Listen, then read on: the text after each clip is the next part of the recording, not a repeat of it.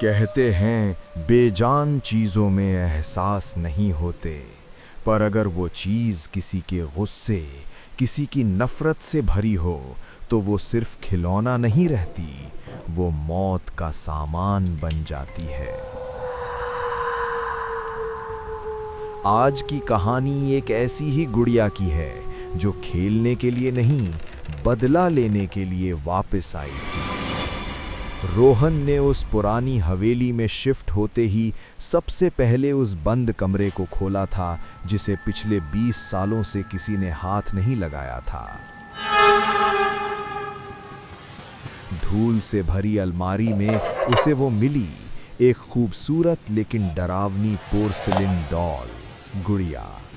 उसकी आंखें कांच की थीं, नीली और चमकदार, जो सीधा रोहन को घूरती हुई लग रही थीं। अजीब है, इतनी धूल है यहाँ, पर ये गुड़िया बिल्कुल साफ कैसे, जैसे किसी ने इसे अभी यहाँ रखा हो। रोहन ने उस गुड़िया को उठाकर हॉल में शोकेस पर रख दिया।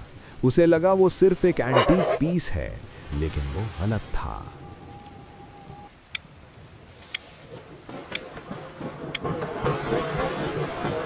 रात के 2 बजे जब पूरा घर शांत था, रोहन की आंख एक अजीब सी खटखट आवाज से खुली।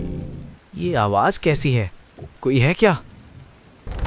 रोहन बेडरूम से बाहर निकला। हॉल में घुप अंधेरा था। जैसे ही उसने टॉर्च जलाई, उसके पैरों तले जमीन खिसक गई। शोकेस का शीशा टूटा हुआ था और वो गुड़िया वहां नहीं थी। कौन है वहां? देखो, मजाक मत करो, मैं पुलिस को बुला लूंगा। जवाब में सिर्फ सन्नाटा मिला। रोहन वापस मुड़ने ही वाला था कि उसे सोफे के पीछे कुछ हिलता हुआ दिखाई दिया। वो डरते डरते आगे बढ़ा।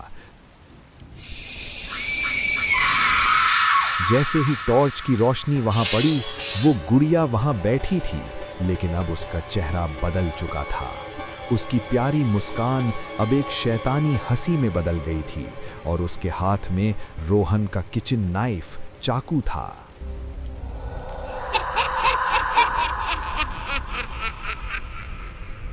नहीं, ये नामुमकिन है। ये गुड़िया यहाँ कैसे आई? रोहन ने गुड़िया को उठाकर खिड़की से बाहर फेंक दिया और भागकर अपना रूम लॉक कर लिया। वो पसीने से भीगा हुआ था, दिल जोर जोर से धड़क रहा था।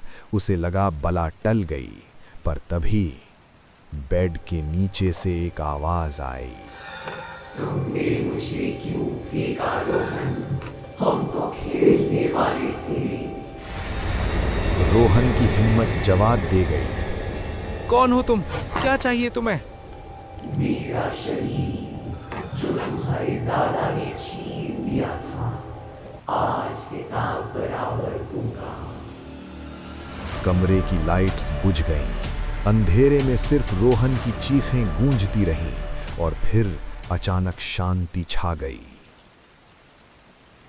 अगली सुबह पुलिस जब घर का दरवाजा तोड़कर अंदर आई तो उन्हें रोहन कहीं नहीं मिला। पूरा घर खाली था।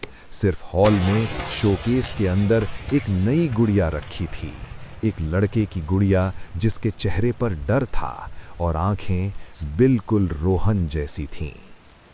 याद रखना दोस्तों, अगर कभी कोई पुरानी चीज तुम्हें घूरती हुई लगे तो उसे घर मत लाना।